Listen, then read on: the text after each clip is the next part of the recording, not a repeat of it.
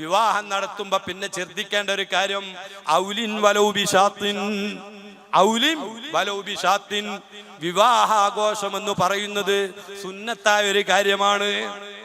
വിവാഹം അവിടെ നല്ല ഭക്ഷണം ഉണ്ടാക്കണം, അവിടെ നിയന്ത്രണം വേണ്ട. അപ്പൊ അവിടെയും ചെലവ് കുറയ്ക്കുക. വിവാഹാഘോഷത്തിന് ഔലിൻ വലൗബിശാത്തിൻ, ഒരാടെങ്കിലും മറവ് നടത്തിയിട്ട് നിങ്ങൾ ഭക്ഷണം കൊടുക്കണമെന്ന് മുഹമ്മദുർ റസൂലുള്ളാഹി.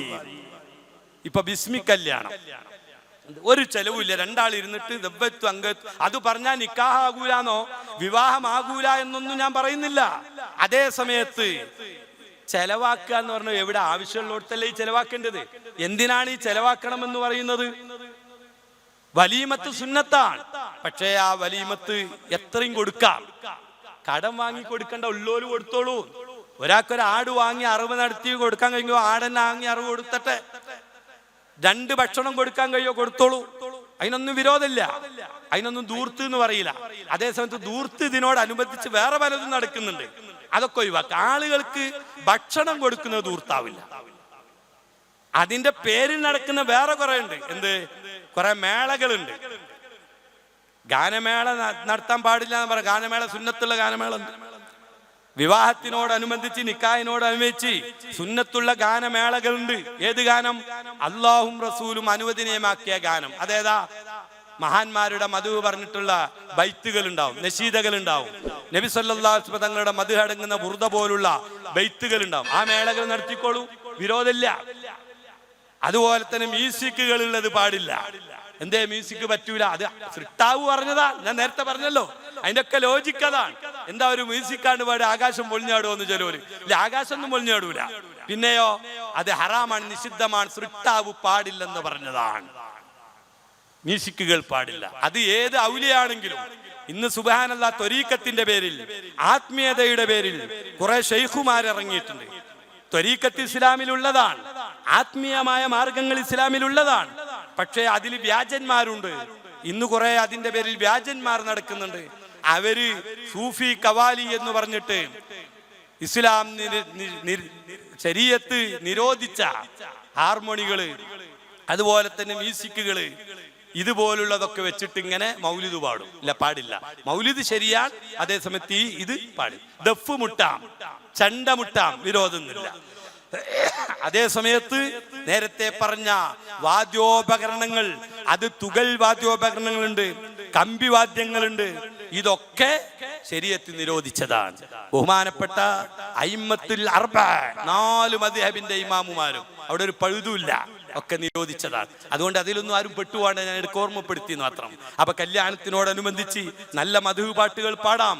വരനെയും വധുവിനെയും സംബന്ധിച്ച് പഴയ കാലത്തൊക്കെ എന്തുണ്ടാകാറുണ്ട്? അങ്ങോട്ടും ഇങ്ങോട്ടും ഒക്കെ പാട്ടുപാടും. അതൊക്കെ ഒരു ആഘോഷത്തിന്റെ സമയത്ത് പറ്റും. സ്ത്രീകൾ മാത്രം ഒരുമിച്ച് കൂടി ഇൻഡോറായിട്ട് അവര് വധുവിനെ കൂട്ടിയിരുന്നിട്ട് അവര് പാടട്ടെ, വിരോധമൊന്നുമില്ല. പക്ഷെ അതൊക്കെ പാടെ പിടിച്ചിട്ട് യൂട്യൂബിൽ ഇടണ്ട. ഇപ്പൊ അങ്ങനെ യൂട്യൂബർമാർ കുറെ സ്ത്രീകൾ വന്നിട്ടുണ്ട്. ഞാൻ പറഞ്ഞല്ലോ, ഞാൻ സഹോദരിമാരെ ആക്ഷേപിക്കല്ല. പിന്നെയോ അന്യപുരുഷന്മാര് നമ്മുടെ ശരീരം കാണുന്നതിന് നിബന്ധന സൃഷ്ടാവ് ഉടമസ്ഥൻ വെച്ചിട്ടുണ്ട്. നമ്മുടെ ശരീരത്തിന്റെ ലാവണ്യങ്ങള് ഏതൊക്കെ ഭാഗം കാണാൻ പറ്റും, ഏത് കാണാൻ പറ്റില്ല, ആർക്കൊക്കെ കാണാം, എന്താ കണ്ടാല് ഒന്നുമില്ല. സൃഷ്ടാവ് പറഞ്ഞിട്ടുണ്ട് പാടില്ല. ആഖിറത്തിലെത്തുമ്പോ കുറ്റം ഉണ്ടാവും, അത്രേ ഉള്ളൂ, വേറെ വിഷയമൊന്നുമില്ല. ഒരു അന്യ സ്ത്രീയും അന്യ പുരുഷനും കണ്ടാൽ എന്താന്ന് ചോദിച്ചാൽ ഒന്നുമില്ല. ആഖിറത്തില് അത് ഹറാമാണ്, സൃഷ്ടാവിന്റെ അടുക്കലതിന് കുറ്റമുണ്ട്, ഇത്രയേ ഉള്ളൂ. ദവ്വജിത്തു അംഗഹിത്തു പറഞ്ഞാൽ കാണാം, തൊടാം, വിരോധമില്ല. എന്നല്ല ദവ്വജിത്തുക അംഗഹിത്തുക കബിൽത്തു എന്ന് പറഞ്ഞാൽ ശരി. പിന്നെ ദർശനവും സ്പർശനവും ഒക്കെ അനുവദനീയമായി. അതേസമയത്ത് ഈ വാചകം പറഞ്ഞിട്ടില്ലെങ്കിലോ ഹറാമുമായി. പക്ഷെ ഈ വാചകം പറഞ്ഞപ്പോഴേക്ക് ബ്ലഡ് ഗ്രൂപ്പ് മാറിയോ? ഓ പോസിറ്റീവ് ഉള്ളത് വധുവിന്റെയും വരന്റെയും ഒക്കെ എന്തെങ്കിലും ഫിസിക്കലി ചേഞ്ച് വന്നിട്ടുണ്ടോ? ഇല്ല, ഒന്നും വന്നിട്ടില്ല. ഭൗതികമായൊരു മാറ്റമില്ല. പിന്നെ എന്താ അതിന്റെ ലോജിക്ക്? ദവ്വത്തുക അംഗത്തുക പറഞ്ഞാൽ അനുവദനീയമായി, അത് പറഞ്ഞിട്ടില്ലെങ്കിൽ നിഷിദ്ധമായി, നരകമാണ്. ദവ്വത്ത് അംഗത്തു പറഞ്ഞാലോ ആ ഭാര്യയും ഭർത്താവും ഒരുമിച്ച് കൂടൽ സുന്നത്താണ്, അതിന് കൂലിയാണ്, സ്വർഗമാണ്. എന്താ രണ്ടിന്റെ ഇടയിലുള്ള വ്യത്യാസം? എന്താ അതിന്റെ യുക്തി? അതിന്റെ യുക്തി ഞാൻ നേരത്തെ പറഞ്ഞാണ്. സൃഷ്ടാവ് പറഞ്ഞത് ഒരുമിച്ച് കൂടണമെങ്കിൽ നിങ്ങൾ ദവ്വജിത്തു അംഗഹിത്തുക എന്ന് പറഞ്ഞ് ഒരുമിച്ച് കൂടിക്കോളി. അത് അടിമ അംഗീകരിക്കുന്നു, അപ്പോൾ അവന് സ്വർഗം കിട്ടുന്നു. അല്ലാതെ പാടില്ല, അതൊരടിമ അംഗീകരിക്കുന്നില്ലേ, അവന് കുറ്റം കിട്ടുന്നു, നരകം കിട്ടുന്നു. ഇതാണ് വ്യത്യാസം. ഇക്കട്ടെ, ഞാൻ ആ കാര്യം അങ്ങോട്ട് പറയുന്നില്ല. കൂട്ടത്തില് ഞാൻ പറഞ്ഞു, നമ്മൾ ക്ഷണിച്ചു വരുത്തുന്ന വലീമത്തിന് വേണ്ടി ആളെ ക്ഷണിക്കല് സുന്നത്തുണ്ട്. വലീമത്തിന് വേണ്ടി വിവാഹ സൽക്കാരത്തിന് നമ്മൾ ഒരാൾ ക്ഷണിച്ചാൽ ആ ക്ഷണം സ്വീകരിക്കല് സുന്നത്താണ്. ആ ക്ഷണം കല്യാണത്തിന് ക്ഷണിച്ചു, വിവാഹ സൽക്കാരത്തിന് ക്ഷണിച്ചാൽ അവിടെ ക്ഷണം സ്വീകരിച്ച് പോവല് സുന്നത്താണ്, വെറുതെ അല്ലത്. പക്ഷേ രക്ഷിതാക്കൾ ശ്രദ്ധിക്കണം, ഈ കല്യാണത്തിനോടനുബന്ധിച്ച് ഭക്ഷണം ഉണ്ടാക്കി കൊടുക്കേണ്ടത് നിക്കാഹ് കഴിഞ്ഞിട്ടാ. അപ്പോഴാ വലീമത്തിന്റെ സുന്നത്ത് കിട്ടുക. നിക്കാഹ് കഴിയുന്നതിന്റെ മുന്നേ കൊടുക്കുന്ന ഭക്ഷണം സദക്കയുടെ കൂലിയെ കിട്ടുള്ളൂ, വലീമത്തിന്റെ കൂലി കിട്ടൂല. വലീമത്തിന്റെ കൂലി കൂടി നമുക്ക് കിട്ടണമെങ്കിൽ ഏറ്റവും ചുരുങ്ങിയത് നിക്കാഹ് കഴിയണം. അപ്പൊ നിക്കാഹ് ഉച്ചന്റെ ശേഷം രാവിലെ ഫംഗ്ഷൻ തുടങ്ങിയാണ് ഭക്ഷണം കൊടുക്കല്, അപ്പൊ അതിന് സദക്കന്റെ കൂലിയെ കിട്ടുള്ളൂ. നിക്കാഹ് കഴിഞ്ഞതിന് ശേഷം അപ്പൊ രാവിലെ തന്നെ നിക്കാഹ് വെക്കുക, അല്ലെങ്കിൽ മുമ്പേ നിക്കാഹ് വെക്കുക, എന്നിട്ട് വിവാഹ സൽക്കാരത്തിന് ഭക്ഷണം അങ്ങനെ കൊടുക്കുന്നു. അപ്പൊ വലീമത്തിന്. അത് മാത്രല്ല, ഭാര്യയും ഭർത്താവും ബന്ധപ്പെട്ടതിന് ശേഷമാണെങ്കിൽ അത് കൂടുതൽ സുന്നത്തായി വലീമത്ത് എന്ന് പറഞ്ഞത്. സമയം നിക്കാഹോടുകൂടെ തുടങ്ങി എന്ന് മാത്രം. ഇത് ഞാൻ മസലന്റെ ഇടയിൽ ഓർമ്മപ്പെടുത്തിയതാണ്. ആളുകളെ നമ്മൾ ക്ഷണിച്ചു വരുത്തുമ്പോ അവർ നമ്മളെ അതിഥികളാണ്, ആ അതിഥികളെ ബഹുമാനിക്കണം. അപ്പൊ അവർക്ക് ഇരിക്കാനുള്ള സൗകര്യം ചെയ്തു കൊടുക്കണം. ഇക്റാമുൽ ലൈഫ് സുന്നത്താണ്. അതിഥികൾ നമ്മുടെ വീട്ടിലേക്ക്, അത് വിവാഹ സൽക്കാരത്തിനാവട്ടെ മറ്റെന്ത് സൽക്കാരങ്ങളാവട്ടെ, നമ്മൾ നമ്മളെ വീട്ടിലേക്ക് ക്ഷണിച്ചു വരുത്തിയ അതിഥികളെ അവരെ നമ്മൾ മാനിക്കണം. ഇക്റാം എന്നാണ് അതിന് പറയാ. ആ ഇക്റാം എങ്ങനെയൊക്കെയാണ് ബഹുമാനിക്കല്? പല നിലക്കുണ്ട്. വരുന്ന അതിഥികൾക്ക് ഒന്നിലധികം നല്ല ഭക്ഷണം ഉണ്ടാക്കി കൊടുക്കുന്നത് അതിഥികളെ ബഹുമാനിക്കുന്നതിന്റെ ഭാഗമാണ്. ഒന്നിലധികം ഭക്ഷണം, ഒന്നിലധികം മാംസങ്ങളും മത്സ്യങ്ങളും ഇതൊക്കെ റെഡിയാക്കി കൊടുക്കുക അതിഥികൾ വരുമ്പോൾ, അത് സുന്നത്താ, അതല്ല ഇക്റാമാണ്. പിന്നെയോ അവർക്ക് ഇരിക്കാനുള്ള സൗകര്യം ചെയ്തു കൊടുക്കുക. ഇപ്പൊ അങ്ങനെയല്ല, പല സ്ഥലങ്ങളിലും വന്ന അതിഥികൾ തന്നെ ഭക്ഷണം പോയിട്ട് ഇങ്ങനെ നിന്ന് വിളമ്പി ക്യൂ നിന്നിട്ട് ഇങ്ങനെ ക്യൂ നിൽക്കുക, പ്ലേറ്റ് ഒക്കെ ഇങ്ങോട്ട് ഇങ്ങനെ എന്ത് ചെയ്യണം, എന്താണ് അതിന് പറയുക, ബുഫെ സംസ്കാരം. ബുഫെ, ഞാൻ ബഫല്ലോ എന്നാ പറയല്, പോത്ത് സംസ്കാരം എന്നാണ് എന്ത് ചെയ്യുക, ബുഫെ. എന്നിട്ടോ ചിലപ്പോൾ ഇരിക്കാനും സ്ഥലം ഉണ്ടാവില്ല, ഇങ്ങനെ നടന്നിട്ട് എങ്ങനെ കഴിക്കുക, അല്ലെങ്കിൽ ഒരു സ്ഥലത്ത് പോയിട്ട് ഇങ്ങനെ, അല്ലെങ്കിൽ വേറെ എവിടെയെങ്കിലും ഒക്കെ ഒരു നിലത്തോ എവിടെയെങ്കിലും ഒക്കെ പോയിരുന്നിട്ട് അങ്ങനെ. എന്നിട്ടോ ഇനി ആവശ്യം ഉണ്ടാവും വന്നാക്ക്, പക്ഷെ രണ്ടാമത് പോയിരിക്കാൻ അവന് മടിയായിരിക്കും. അപ്പൊ ആ ഒരു സംസ്കാരം ഇസ്ലാമിന്റെ സംസ്കാരമല്ല. ഇരിക്കാനുള്ള സൗകര്യം ചെയ്ത് അവരുടെ മുന്നിലേക്ക് ഭക്ഷണം നമ്മൾ കൊണ്ടുപോയി വെച്ചു കൊടുത്തിട്ട് അവരോട് കഴിക്കാൻ സമ്മതം കൊടുക്കണം. അതാണ് അതിന്റെ മര്യാദ. അങ്ങനെ നമ്മൾ ഒന്നിച്ചിങ്ങനെ കഴിക്കുമ്പോ ഒരു പൂച്ച വന്നു. പൂച്ച വന്നപ്പോ ഇതിൽ നിന്ന് എടുത്തിട്ട് പൂച്ചക്ക് കൊടുക്കാൻ എനിക്ക് അധികാരമില്ല, എനിക്ക് കഴിക്കാനാ ഇയാള് കൊടുന്നു വെച്ച്. ഈ സൽക്കാരത്തിന്റെ ഉടമ ഭക്ഷണം ഇവിടെ കൊടുന്നു വെച്ച് തന്നത് എനിക്ക് കഴിക്കാനാ, അത് പൂച്ചക്ക് കൊടുക്കാൻ എനിക്ക് അധികാരമില്ല.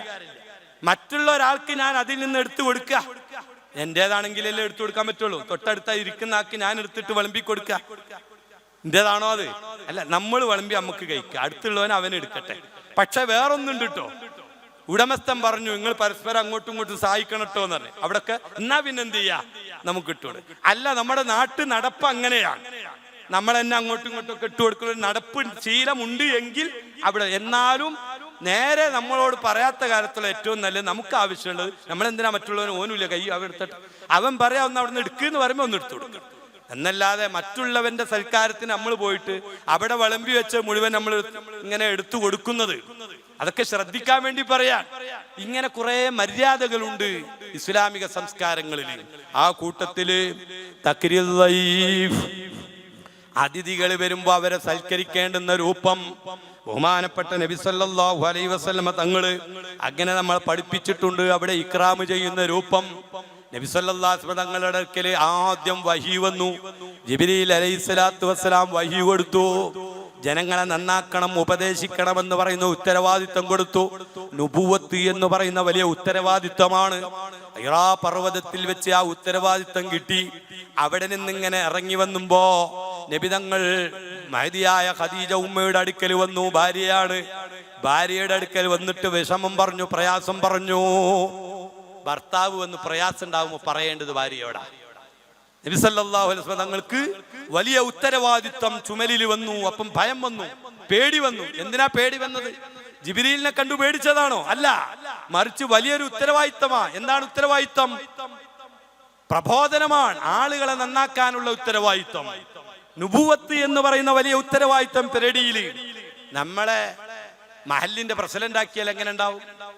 മഹല്ല് കമ്മിറ്റിയുടെ പ്രസിഡന്റ് ആക്കിയാൽ പേടിയല്ലേ? പ്രസിഡന്റ് എന്ന് പറയുന്നത് ഒരു ഉത്തരവാദിത്തമാണ്.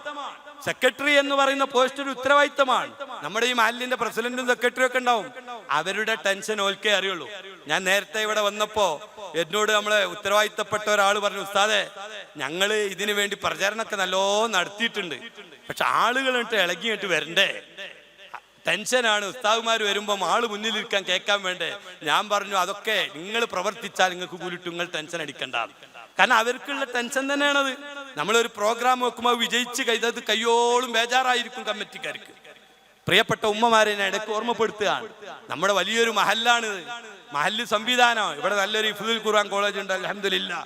അല്ലാഹു തആല അത് വിജയിപ്പിക്കട്ടെ. കഴിഞ്ഞ വർഷം വന്നപ്പോഴുള്ള ഉസ്താദ് തന്നെയാണ്. ആ കുട്ടികളുണ്ട്, ഉസ്താദ് പറഞ്ഞു 2 കുട്ടികൾ ഹിഫ്ള് പൂർത്തിയാക്കിയാണ്. അല്ലാഹു തആല എല്ലാ മക്കൾക്കും നല്ല ബുദ്ധി കൊടുക്കട്ടെ, ഹിഫ്ളിന് അല്ലാഹു കൈ കൊടുക്കട്ടെ. നമ്മുടെ രാജ്യത്തിന്റെ, നമ്മുടെ മഹല്ലത്തിന്റെ വെളിച്ചങ്ങളാണ്, ഇവിടത്തെ താരങ്ങളാണ്, നക്ഷത്രങ്ങളാണ്. നാട്ടു ദർസ് അൽഹംദുലില്ലാഹ് ഉസ്താദ്, നാട്ടുകാർക്കുള്ള ദർസും ഉണ്ട്. ഇനി എന്ത് വേണം നമുക്ക്? ഇൽമിന്റെ പ്രസരണ കേന്ദ്രമാണ്. ഖുർആൻ മനഃപ്പാടമാക്കുന്ന മക്കൾ അല്ലാഹുവിന്റെ വഹിയാണ്. ഖുർആൻ എന്ന് പറഞ്ഞാൽ അല്ലാഹുവിന്റെ കലാമാണ്, റസൂലുള്ളാഹിക്ക് കിട്ടിയ വഹിയാണ്. ആ വഹി അല്ലാഹു അഅലമു ഹൈസു യജ്അലു റിസാലത, അല്ലാഹുവിന്റെ കലാമാകുന്ന വഹി ആരുടെ ഹൃദയത്തിൽ കൽബിൽ കൊടുക്കണമെന്ന് അല്ലാഹ് തീരുമാനിച്ചവരുടെ കൽബിൽ അല്ലാഹു കൊടുക്കുള്ളൂ. അതിന് വലിയ തൗഫീക്ക് വേണം. അല്ലാഹു മക്കൾക്ക് തൗഫീക്ക് കൊടുക്കട്ടെ. ഞാനത് പറയാൻ പോവാണ്. അപ്പോ അങ്ങനെ നല്ല സംരംഭ ഇവിടെ നടക്കുന്നത്. നമ്മുടെ ഇവിടെ നമുക്ക് സാന്നിധ്യമുള്ള, ഇവിടെ അന്തിയുറങ്ങുന്ന, അന്ത്യവിശ്രമം കൊള്ളുന്ന മഹാനവറുകൾ അള്ളാഹു അവരുടെ ദർജയേറ്റട്ടെ. അവരുടെ മദത് നമ്മുടെ മഹല്ലിനും നാട്ടിനും നാട്ടുകാർക്കും ഒക്കെ അള്ളാഹു നൽകട്ടെ. നമ്മുടെ ഏർപ്പാടുകളിലും നമ്മുടെ ബിസിനസ്സുകളിലും മക്കളിലും വീട്ടിലും നാട്ടിലും കുടുംബത്തിലൊക്കെ ആ സാന്നിധ്യം അള്ളാഹു എന്നും നിലനിർത്തി തരുമാറാവട്ടെ. ആ ബറക്കത്ത് അള്ളാഹു നൽകട്ടെ. ഐശ്വര്യവും പുരോഗതിയും ഒക്കെ അള്ളാഹു നമുക്ക് നൽകട്ടെ. രോഗങ്ങളൊക്കെ അവരുടെ ബർക്കത്ത് കൊണ്ട് അള്ളാഹു തആല ഉയർത്തി കളയട്ടെ. നല്ല ഐശ്വര്യമുള്ള മഹല്ലാണ് നമ്മളെ പുതിയങ്ങാടി ചീനാടത്ത് മക്കാമെന്ന് കേട്ടാൽ തന്നെ എന്തോ ഒരു റാഹത്താണ്. ഞാൻ ചിലപ്പോൾ ഇതിലെ പോകുമ്പോഴൊക്കെ കയറാറുണ്ട്. വലിയ റാഹത്താണ്. അങ്ങനെയുള്ള വലിയൊരു മഹാൻ നമ്മൾ എപ്പോഴും ആ ബഹുമാനം മനസ്സിൽ വേണം. നമുക്ക് ദീനുമായിട്ട് എപ്പോഴും നമുക്ക് ബന്ധം വേണം, പള്ളിയുമായിട്ട് ബന്ധം വേണം, ഇവിടെ നടക്കുന്ന സംരംഭങ്ങളുമായിട്ട് നമുക്ക് ബന്ധം വേണം. ഈ നന്മയുടെ ഒക്കെ ചെറിയൊരു കാരണക്കാരൻ നമ്മളും ആവണം. അത് ശരീരം കൊണ്ടാണെങ്കിലും മനസ്സുകൊണ്ടാണെങ്കിലും സമ്പത്ത് കൊണ്ടാണെങ്കിലും ഒക്കെ നമ്മൾ വേണം. നേരത്തെ ഇവിടെ എന്നോട് ഇവർ പറഞ്ഞു, സഹോദരിമാർക്കൊക്കെ കവർ കൊടുത്തിട്ടുണ്ട്. വർഷത്തിലൊരിക്കെ നമ്മുടെ ആണ്ടിന്റെ പരിപാടികൾ നടക്കുമ്പോൾ നല്ല സംഖ്യ അതിലെല്ലാവരും ഇടണം. ഇൻഷാ അല്ലാഹ് സമാപനത്തിന് ബഹുമാനപ്പെട്ട സുൽത്താനുൽ ഉലമ അള്ളാഹു ആഫിയത്തുള്ള ദീർഘായുസ് കൊടുത്ത് കുറെ കാലം ആ വലിയ നേതൃത്വം അള്ളാഹു നമുക്ക് നീട്ടി തരട്ടെ. നമുക്കത് വലിയ മഹാഭാഗ്യമാണ്. ലോകം കണ്ട ഏറ്റവും വലിയ പണ്ഡിതനാണ്, ലോകം കണ്ട ഏറ്റവും വലിയ ആലിമാണ്. വർത്തമാനകാല സാഹചര്യത്തിൽ ബഹുമാനപ്പെട്ട സുൽത്താനുൽ ഉലമയെ പറ്റി ഞാൻ ആരോടും പറയേണ്ടതില്ല. ഇരുത്തൻ ചെന്ന പണ്ഡിതൻ, എല്ലാ വിഷയത്തിലും അഗാധമായ പാണ്ഡിത്യത്തിന്റെ ഉടമ. അതിന് പകരം വെക്കാൻ ലോകത്ത് നമ്മൾ വേറെ ആളെ കാണുന്നില്ല. വേറെ ആൾ ഉണ്ടായേക്കാൻ നമ്മുടെ അറിവിലില്ല, ആരുമില്ല എന്ന് നമ്മൾ പറയേണ്ടതില്ല. അതേ സമയത്ത് ഏത് രാജ്യത്തും ഏത് വിഷയത്തിനും ആരെയും ബന്ധപ്പെട്ട് ഇസ്ലാമിന്റെ നിയമങ്ങളും സൗന്ദര്യങ്ങളും ബോധ്യപ്പെടുത്തി കൊടുക്കാനുള്ള അവിടുത്തെ അനിതര സാധാരണമായ കഴിവ് അത് വലുത് തന്നെയാണ്. അതൊക്കെ അനുഭവിച്ചു കൊണ്ടിരിക്കുകയാണ് നമ്മൾ. ഇന്ത്യ രാജ്യത്തുള്ള എല്ലാവരും അതിന്റെ ഫലങ്ങൾ അനുഭവിച്ചു കൊണ്ടിരിക്കുന്ന ഒരു ഘട്ടമാണിത്. അള്ളാഹു അവിടുത്തെ ആഫിയത്തുള്ള ദീർഘായുസ് നൽകട്ടെ. എല്ലാ കൊല്ലവും സമാപനത്തിന് ഉസ്താദ് ഇവിടെ വരും. പല സ്ഥലത്തേക്കും വിളിച്ചാൽ പോകാറില്ല. ഇവിടെയും വരുമെന്ന് ഞാൻ ഇവിടെ വന്നപ്പോ, ഇവിടെ കഴിഞ്ഞ വർഷവും വന്നു, ഈ വർഷവും സന്തോഷപൂർവ്വം ഉസ്താദ് ഏറ്റെടുത്ത്. അതൊക്കെ ഈ മഹാനരുമായിട്ടുള്ള ബന്ധമാണ്. അതുകൊണ്ട് തന്നെ എല്ലാവരും ഉസ്താദ് വരുമ്പോ എല്ലാവരും ആ കവറ് നല്ല സംഖ്യകൾ ഇട്ട് തിരിച്ചേൽപ്പിക്കണം. കാശ് നമ്മൾ കൊടുക്കണം. ചിലർ വെച്ച് എന്തിനാണ് ഈ കാശ്, ഇതൊക്കെ നടക്കണമെങ്കിൽ കാശ് വേണ്ടേ? ചില ആളുകൾ വരും നമ്മൾ വല്ലാതെ പിരിവ് നടത്തുകയാണ്. ഞാൻ ഒരിക്കൽ എൻ്റെ നാട്ടിൽ ചെറിയൊരു ദർസുണ്ട്, 10-60 വിദ്യാർത്ഥികളുള്ള. അവിടെ ഒരു കോളേജുണ്ട്. അതിൻ്റെ ആവശ്യാർത്ഥം ഗൾഫിൽ പോകും. അങ്ങനെ ആളുകളെല്ലാവരും ഇപ്പം അടുത്ത് എനിക്ക് വലിയൊരു സംഖ്യ ഒരാൾ അയച്ചു തന്നു. 65 ലക്ഷത്തിനൊരു ബിൽഡിംഗ് അവിടെ പണി കഴിപ്പിച്ചു. കഴിഞ്ഞ ആഴ്ച സുൽത്താനുൽ ഉലമ അത് ഓപ്പൺ ചെയ്തു, ഉദ്ഘാടനം ചെയ്തു തന്നു. അള്ളാഹു തആല നിലനിർത്തട്ടെ. അതിനൊക്കെ സഹായിച്ചവരുണ്ട്. ഒക്കെ ആളുകൾ തരിക, മുഅ്മിനീങ്ങൾ തരികയാണ്, എല്ലാവരും തരും. അങ്ങനെ കോടിക്കണക്കിന് ഉറുപ്പികയുടെ സാംസ്കാരിക പ്രവർത്തനങ്ങള്, വൈജ്ഞാനിക പ്രവർത്തനങ്ങള് നമ്മുടെ എല്ലാ മഹല്ലുകളിലും നടക്കുന്നുണ്ട്. അതൊക്കെ അതാത് മഹല്ലിലുള്ള ആളുകളും പുറത്തുള്ളവരൊക്കെ വിശ്വാസികൾ അകമഴിഞ്ഞു കൊടുത്തിട്ടാ. അത് കൊടുക്കുന്നത് എന്തിനാ? അങ്ങനെ കൊടുക്കുമ്പോ നമുക്കതിന്റെ കൂലി ലഭിക്കും. ഞാൻ നേരത്തെ പറഞ്ഞല്ലോ, സലാസൂ ഖിസാലിൻ ഇന്നലിംത ജവാബഹാ ലകുൻത സഈദൻ അമിൽത ബിവിഫ്കിഹാ ഫമൻ അൻത യാ ഹാദാ لمجيت هاهنا إلى ما تسير بعد موتك راحلا. ഒരു 3 ചോദ്യങ്ങൾ നമ്മോട് നമ്മൾ ചോദിക്കണം. ആ ചോദ്യത്തിന്റെ ശരിയായ ഉത്തരങ്ങളും നമ്മൾ കണ്ടെത്തണം. ആ ഉത്തരം കണ്ടെത്തിക്കൊണ്ട് നമ്മൾ അതനുസരിച്ച് പ്രവർത്തിച്ചാൽ ലകുൻത സഈദൻ, നിനക്ക് സ്വർഗം കൊണ്ട് വിജയിക്കാം, ആഖിറത്തിൽ വിജയിക്കാം, ഖബർ ലോകത്തിൽ നിനക്ക് വിജയിക്കാം. ഏതാണ് ആ 3 ചോദ്യം? മൻ അൻത യാ ഹാദാ, നീ ആരാണ്? അതിന്റെ ഉത്തരം നമ്മൾ നേരത്തെ പറഞ്ഞു. മൻ അൻത യാ ഹാദാ, നീ ആരാണ്? ലിമജീത ഹൗന, ഇവിടെ എന്തിനു വന്നു? ഇലാ മാ തസീറു ബഅദ മൗതിക റഹിലാ, അങ്ങനെ നീ മരിക്കും. മരിച്ചാൽ നീ എങ്ങോട്ട് പോകുന്നത്? അങ്ങനെ പോയാൽ അവിടെ ഖബറിൽ ചോദ്യമുണ്ട്, മഹ്ശറയിൽ ചോദ്യമുണ്ട്. ആ ചോദിക്കുമ്പം പോകുന്ന സമയത്ത് ഈമാൻ സലാമത്തായി പോകണം. ആ ചിന്ത എപ്പോഴും നിനക്ക് വേണം. ഈമാൻ സലാമത്തായി പോയി ഖബർ ലോകത്ത് എന്നാൽ അവിടെ ചോദ്യമുണ്ട്. ചോദ്യം ചോദിക്കുന്ന മലക്കുകളുണ്ട്. ചോദ്യത്തിന് മറുപടി പറയാൻ കഴിയണം. അത് കഴിഞ്ഞ് മഹ്ശറയിലെത്തിയാൽ അവിടെ മീസാൻ എന്ന തുലാസ് ഉണ്ട്. ആ തുലാസിൽ തൂക്കമുണ്ട്. നല്ല അമലുകൾ കൂടുതലാണോ വലം കയ്യിൽ ഏട് ലഭിക്കും, കർമ്മപുസ്തകം. അല്ല, അത് കുറവാണോ ഇടം കയ്യിലാണ് കർമ്മപുസ്തകം കിട്ടുക. നിന്റെ വലം കയ്യിലാണോ ഇടം കയ്യിലാണോ നിന്റെ കർമ്മപുസ്തകം കിട്ടുക? അത് കിട്ടേണ്ടത് ഇവിടെ വെച്ച് തീരുമാനിച്ചു കൊള്ളണം. ഇവിടെ വെച്ചാ തീരുമാനിക്കേണ്ടത്. പിന്നെയോ അത് കഴിഞ്ഞാൽ ഫരീഖും ഫിൽ ജന്ന വ ഫരീഖും ഫിസ് സഗീർ, അവിടെ ഒരു അനൗൺസ്മെന്റ് ഉണ്ട്. അനൗൺസ് ചെയ്യും, ഒരു ടീം സ്വർഗത്തിലേക്ക് പോകൂ, മറു ടീം നരകത്തേക്ക് പോകൂ. ഇത് അനൗൺസ് ചെയ്യുമ്പോ ഞാൻ ഏത് വിഭാഗത്തിലാണ് പെടുക അതിവിടെ നിന്ന് ആലോചിക്കണം. ആലോചിച്ചിട്ട് ഇവിടെ നിന്ന് ടിക്കറ്റ് എടുത്തുകൊള്ളണം. ഇതാണ് 3 ചോദ്യവും 3 ഉത്തരവും. അത് ചിന്തിച്ചുകൊണ്ട് നിന്റെ ജീവിതം ഇവിടെ നീ നയിച്ചാൽ നിനക്ക് ആഖിറത്തിൽ വിജയിക്കാം. നിങ്ങൾക്കറിയില്ലേ ഉമ്മമാരെ, റാബിയ റളിയല്ലാഹു അൻഹാ ലോകം കണ്ട വലിയ വലിയത്താണ്. അജബൻ ലിൽ മുഹിബ്ബി കൈഫ യനാമു കുല്ലു നൗമിൻ അലൽ മുഹിബ്ബി ഹറാമു. അള്ളാഹുവിനെ ഇഷ്ടം വെച്ചു, അള്ളാഹുവിനെ സ്നേഹിച്ചു കളഞ്ഞു. നമ്മുടെ ബാധ്യത എന്താ? സൃഷ്ടാവിനെ സ്നേഹിക്കലാണ്. നമ്മുടെ ഒന്നാമത്തെ ലിമജീത്ത ആവൂല. നമ്മൾ എന്തിനാ അവിടെ വന്നത്? നമ്മൾ അടിമല്ലേ, സൃഷ്ടാവില്ലേ? അതുകൊണ്ട് സൃഷ്ടാവിനെ സ്നേഹിക്കണം, ഉടമസ്ഥനെ സ്നേഹിക്കണം, ഉടമസ്ഥനെ മഹബത്ത് വെക്കണം. ഉടമസ്ഥനെ പേടിക്കല്ല, അള്ളാനെ സ്നേഹിക്കുക, അള്ളാനെ പേടിക്കൽ. പിന്നെ നമ്മൾ സാധാരണ പറയാം അള്ളാനെ പേടിക്കണം. അതെന്താ അർത്ഥം? അവിടെ ഒന്ന് കളഞ്ഞു പോയിട്ടുണ്ട്, ഒരു വാചകം കളഞ്ഞു വീണ്. എന്താ കളഞ്ഞു പോയത്? അള്ളാഹുവിന്റെ മഹബത്ത് നഷ്ടപ്പെടുമോന്ന് പേടിക്കണം. അത് അള്ളാനെ പേടിക്കാന്ന് പറഞ്ഞത്. അള്ളാഹുവിനെ നമ്മൾ സ്നേഹിക്കാ വേണ്ടത്. അങ്ങോട്ട് വൺ സൈഡ് ആയാ പോരെ സ്നേഹം, ഇങ്ങോട്ടും സ്നേഹിക്കണം. അല്ല ഇങ്ങോട്ടും സ്നേഹിക്കണം, നമ്മൾ അങ്ങോട്ടും. അതാണ് വല്ലസാബിഖൂനൽ അവ്വലൂന മിനൽ മുഹാജിരീന വൽ അൻസാർ വല്ലദീന തബഊഹും ബിഇഹ്സാൻ റളിയല്ലാഹു അൻഹും വറളൂ അൻ.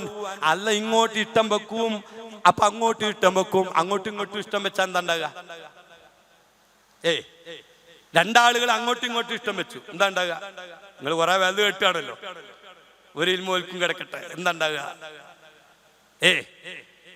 ഒരാൾ പെണ്ണ് കാണാൻ പോയി, പെണ്ണിനെ ഇയാൾക്ക് ഇഷ്ടം വെച്ചു, പെണ്ണിന് ഇങ്ങോട്ടും ഇഷ്ടം. പിന്നെന്താ ചെയ്യാ? മോതിരം കൈമാറും. നമ്മളെ ഭാഗത്തൊക്കെ അങ്ങനെയാണ്. എന്നാൽ അല്ല പറയാണ്, അല്ല അങ്ങോട്ട് ഇഷ്ടം വെച്ചു, നമ്മൾ അങ്ങോട്ട് ഇഷ്ടം വെച്ചാലോ അഅദ്ദലഹും ജന്നാത്തിൻ തജ്രീ തഹ്തൽ അൻഹാർ.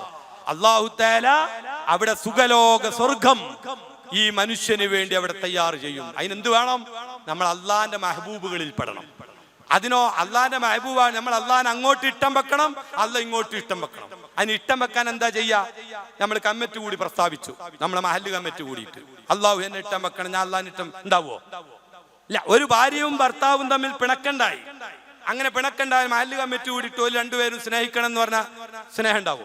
ഇല്ല. സ്നേഹം ഉണ്ടാവണമെങ്കിൽ എന്ത് വേണം? നമ്മൾ ആരെയാണോ സ്നേഹിക്കാൻ ഉദ്ദേശിച്ചത്, ആ സ്നേഹിക്കപ്പെടുന്ന വ്യക്തിക്ക് എന്താണോ ഇഷ്ടം അത് നമ്മൾ ചെയ്തു കൊടുക്കണം. അവർക്ക് എന്താണോ വെറുപ്പ് അത് നമ്മൾ ചെയ്യരുത്. അതാണ് അള്ളാഹുവിനെ ഇഷ്ടം വെക്കുക എന്ന് പറയുമ്പോ അല്ല കൽപ്പിച്ചത് നമ്മൾ ചെയ്യാ. അല്ല വിരോധിച്ച, അള്ളാഹ്ക്ക് വെറുപ്പുള്ള കള്ളുകുടി, മദ്യം, ലഹരി പദാർത്ഥങ്ങൾ, സിന്തറ്റിക് രാസവസ്തുക്കൾ. ഇന്ന് ലഹരി വരുമ്പം വെറും മദ്യം പറഞ്ഞാ പറയാം, മദ്യം പേന്തരല്ലപ്പോ. ലഹരി പദാർത്ഥങ്ങൾ ചെറുപ്പക്കാര്, രക്ഷിതാക്കൾ, ഉമ്മമാര് ശ്രദ്ധിക്കണം. എന്റെ കോളേജിൽ പോകുന്ന വിദ്യാർത്ഥിനികൾ ഉണ്ടെങ്കിൽ ശ്രദ്ധിക്കണം. ചിലപ്പോ അറിയാതെ നിങ്ങളെ മൂക്കിൽ ഒരാളുടെ വിരൽ തട്ടിപ്പോകും ബസ്സിൽ കയറുമ്പോ, അല്ലെങ്കിൽ ക്യാമ്പസിൽ ഇങ്ങനെ നടക്കുമ്പോ ഒരാളുടെ വിരൽ നിങ്ങളെ മുഖത്ത് തട്ടും. അത് അറിയാതെ തട്ടിയതല്ല, ആ വിരലിൽ പൊടികളുണ്ട്. അറിയാതെ 2-3 പൊടികൾ നിങ്ങളെ മൂക്കിന്റെ ഉള്ളിലേക്ക് പോകും. ബസ്സിൽ നിന്ന് ഇറങ്ങുമ്പോഴേക്ക് നിങ്ങൾക്ക് ഇങ്ങനെ വിറക്കാൻ തുടങ്ങും. അപ്പൊ ഈ തട്ടിയ വ്യക്തി നിങ്ങളെ പിന്നാലെ ഇറങ്ങും. എന്തേ വിറക്കണ്? അപ്പൊ ഇതാ അല്പം ഒരു നുള്ളു തരും. അത് കഴിച്ചാലോ നിങ്ങളെ വിറയിൽ നിന്നു. പിന്നെ നിങ്ങൾ അതിന് എഡിറ്റ് ആകാൻ തുടങ്ങും. അപ്പൊ നിങ്ങൾക്ക് കിട്ടൽ നിർബന്ധമാകും. ഉമ്മയോട് കാശ് ചോദിക്കും, ഉമ്മ കാശ് തരൂല. അപ്പൊ ഉമ്മാനെ കൊല്ലാൻ നോക്കും. വാപ്പ കാശ് ചോദിക്കും, വാപ്പാനെ കൊല്ലാൻ നോക്കും. അങ്ങനെ ഉമ്മ വിളിച്ചു പറയാണ് പോലീസ് സ്റ്റേഷനിലേക്ക് പെട്ടെന്ന് വരണം, എന്റെ മകൻ കൊല്ലാൻ കത്തിയെടുത്തിട്ടുണ്ട്. നമ്മൾ പത്രത്തിൽ വായിച്ചതല്ലേ. സുബ്ഹാനല്ലാഹ്, ആരാണിത്? അള്ളണ്ട് എന്ന് വിശ്വസിച്ച മുസ്ലിമാണ്. സുബ്ഹാനല്ലാഹ്, 5 നേരം നിസ്കരിച്ച കുട്ടിയാണ്. പക്ഷെ അതിൽ പെട്ടുപോവാണ്. അറിഞ്ഞുകൊണ്ടല്ല, അറിയാതെ പെട്ടുപോകും. അതുകൊണ്ട് എൻ്റെ പ്രിയപ്പെട്ട വിദ്യാർത്ഥിനികൾ ശ്രദ്ധിക്കണം. നിങ്ങളെ പറ്റി നിങ്ങൾക്ക് ചിന്ത വേണം. നിങ്ങളെപ്പറ്റി നിങ്ങൾ ശ്രദ്ധിക്കണം. നിങ്ങൾ നല്ല ജാഗരൂകരം. 6 കണ്ണ്, 6ആം കണ്ണ് അറിയല്ലോ, 6 കണ്ണും തുറന്നു വെക്കണം, 6 ചെവികളും തുറന്നു വെക്കണം. പുറത്ത് നിങ്ങളെ റാഞ്ചാൻ ആളുകളുണ്ട്, നിങ്ങളെ പിഴപ്പിക്കാൻ ആളുകളുണ്ട്, നിങ്ങളെ ജീവിതം തുലക്കാൻ ആളുകളുണ്ട്. അതുകൊണ്ട് അതൊക്കെ നല്ലോണം ശ്രദ്ധിക്കണം. എന്നാ പിന്നെ പഠിക്കാൻ പോണം, നല്ല പഠിക്കണം. ഏത് വിദ്യാഭ്യാസം? നല്ല വിദ്യാഭ്യാസം വേണം. നല്ലോണം പഠിക്കണം. കോളേജിൽ പോകണം, അതിന്റെ അപ്പുറവും പോകണം, പഠിക്കണം. അതേ സമയത്ത് നമ്മെ സംബന്ധിച്ച് ഒരു ചിന്ത വേണം. ഈ പഠനം എന്തിനുള്ളതാണ്?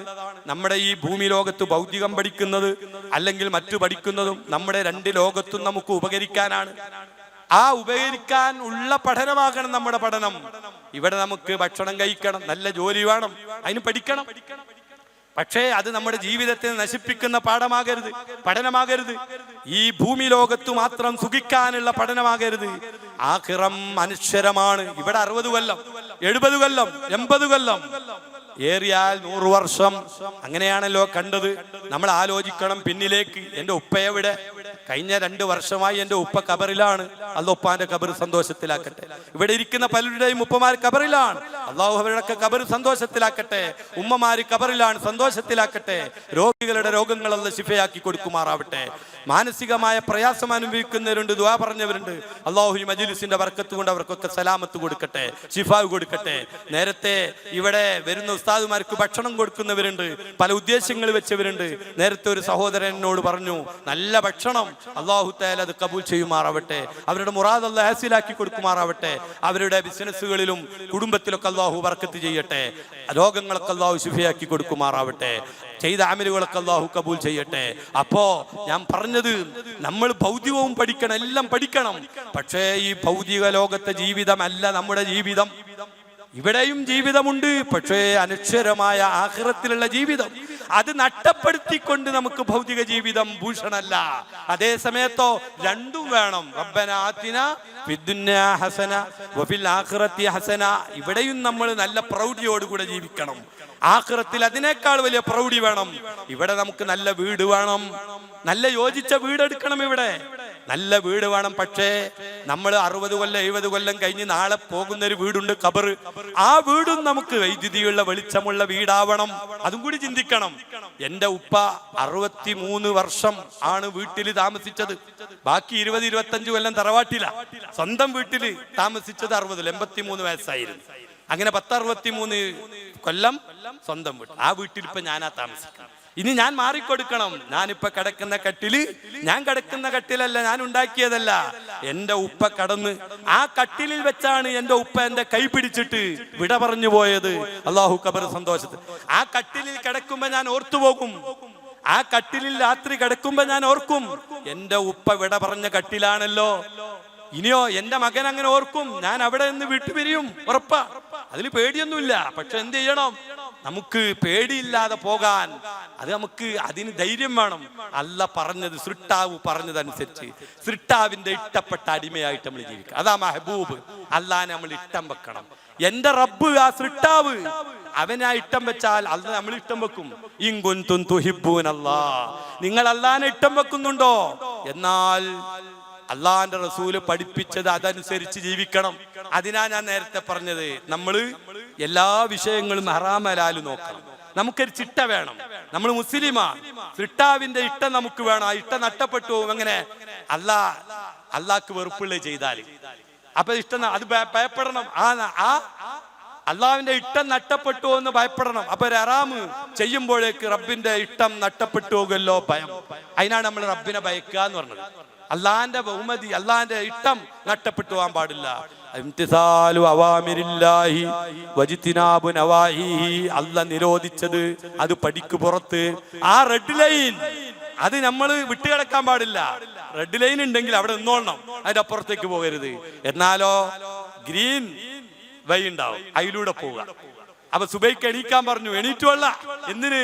അള്ളാഹ്ക്ക് ഇഷ്ടതാണ്, നമ്മൾ ഇഷ്ടപ്പെട്ടു. അപ്പൊ അള്ളാഹ് നമ്മളെ ഇഷ്ടപ്പെടും. അള്ളാഹ് നമ്മൾ ഇഷ്ടപ്പെട്ടു. അങ്ങനെ ഇഷ്ടപ്പെടുമ്പോഴോ നമ്മൾക്ക് ആവശ്യമുള്ളതൊക്കെ നമ്മുടെ റബ്ബ് തരും. അപ്പോ റബ്ബിനെ നമ്മളെ ഒപ്പം നമുക്ക് കാണാൻ കഴിയും.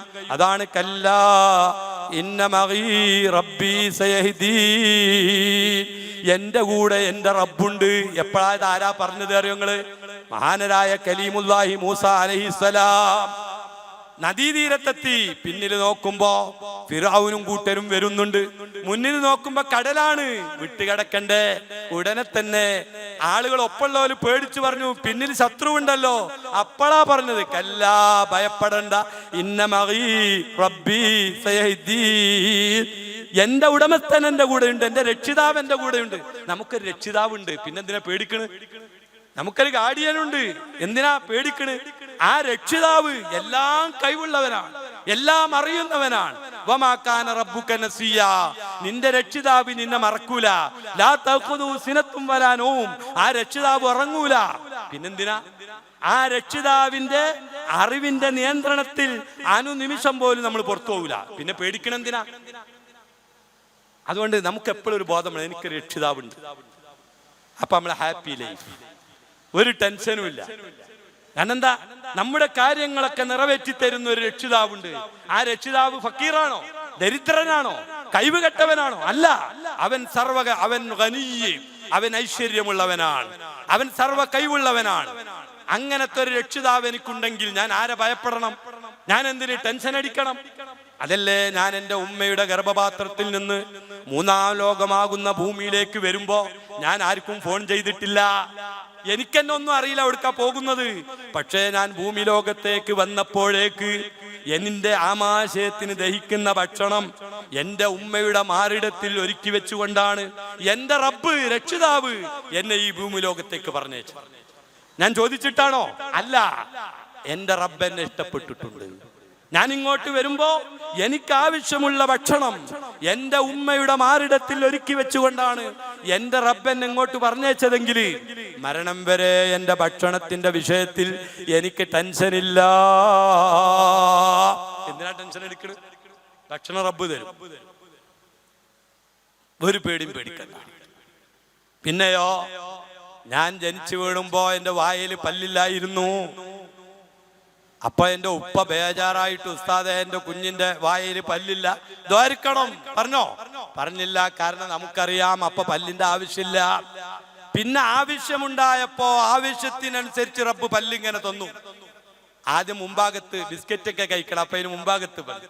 പിന്നെ പഴം അതൊക്കെ വേവിച്ചത് കഴിക്കണം, അപ്പൊ ഒന്നും കൂടി 2 പല്ല്. അങ്ങനെ കിന്നരിപ്പല്ലുകൾ ഇങ്ങനെ വന്നു. കുറച്ചുകൂടി കഴിഞ്ഞപ്പോ മാംസം ചവച്ചരക്കുന്ന പ്രായമായപ്പോ കോട്ടുപല്ല് വന്നു. വായിൽ നിറയെ പല്ല്. എവിടുന്നാ വന്നത്? അടിയിൽ തപ്പി വെക്കുമ്പോ കാണുന്നില്ല. ഡെന്റൽ ക്ലിനിക്കിൽ പോയി വെച്ചതാണോ? അല്ല. എവിടെ നിന്ന്? അതാണ് റബ്ബ്, അതാണ് സൃഷ്ടാവ്. ആ സൃഷ്ടാവ് ഇങ്ങനെ ആവശ്യമുള്ളവർക്ക് ആവശ്യമുള്ള സമയത്ത് ആവശ്യത്തിനനുസരിച്ച് ആവശ്യമുള്ള അത്ര നൽകി സംരക്ഷിച്ച് പരിപാലിക്കുന്നവൻ. ഇതാണ് റബ്ബിന്റെ അർത്ഥം. ഇനി എന്തിനാ നമ്മൾ ഭയപ്പെടുന്നു? അങ്ങനെ 10-60 വയസ്സായപ്പോ ഡോക്ടർ പറഞ്ഞു, ഇനി എന്ത് ചെയ്യാൻ പാടില്ല, കട്ടിയുള്ള ഭക്ഷണമൊന്നും കഴിക്കരുത് കേട്ടോ, മാംസം തീരെ കഴിക്കരുത്. അപ്പൊ പിന്നെ പല്ലിങ്ങനെ കൊയ്യാൻ തുടങ്ങി. ആവശ്യമില്ലല്ലോ, അപ്പൊ അങ്ങനെ കൊഴിഞ്ഞ് അങ്ങനെ പോകും. അതാണ് റബ്ബ്. അപ്പോ നമ്മൾ ഉറപ്പിച്ചു കൊള്ളണം, എനിക്കിപ്പൊ എന്റെ റബ്ബ് തന്നത് മുഴുവൻ എനിക്ക് ആവശ്യമുള്ളതാണ്. എന്നാൽ എനിക്ക് തരാത്ത പലതും ഉണ്ട്. ഞാൻ ചുറ്റുഭാഗത്ത് പലരും നോക്കുമ്പോൾ പലർക്കും കൊടുത്തത് ഞാൻ കാണുന്നുണ്ട്. പക്ഷേ എനിക്കതിൽ ബേജാറില്ല, ടെൻഷനില്ല. എനിക്കതിൽ ഒരു ടെൻഷനും ഇല്ല. എന്തേ? എനിക്ക് ആവശ്യമില്ലാത്തത് കൊണ്ടാണ് എന്റെ റബ്ബ് തരാത്തത്. അവർക്ക് ആവശ്യമുള്ളത് കൊണ്ട് അവർക്ക് കൊടുത്തതാണ്. പിന്നെന്തിനാണ് അതിൽ അസദ് വെക്കണ്? Happy life. ഒരു ടെൻഷനും ഇല്ല. അങ്ങനെ ഒന്ന് ചിന്തിച്ചു നോക്കൂ. ഇതാണ് റബ്ബിനെ ഇഷ്ടം വെക്കുക. റബ്ബ് എന്താണോ നമുക്ക് നൽകിയത് അതിൽ നമ്മൾ പൊരുത്തപ്പെടുക.